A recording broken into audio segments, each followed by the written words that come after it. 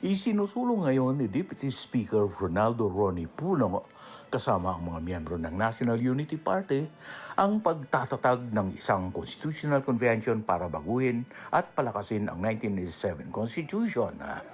Sa House Bill number 5870 na kanilang inihain kaninang umaga, layunin ng CONCON na ituwid ang mga malabo at luma na probisyon at mga butas sa saligang batas na nagpapalabo sa pamamahala.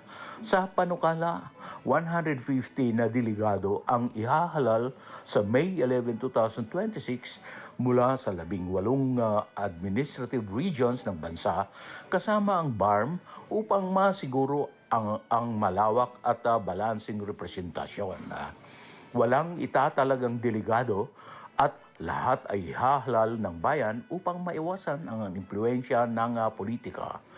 Itatakda ang pagsisimula ng convention sa July 15, 2026 at matapos sa loob ng isang taon at ang mga amyenda ay dadaan sa plebisito sa loob ng 60 days to 90 days pagkatapos ng pag-aproba.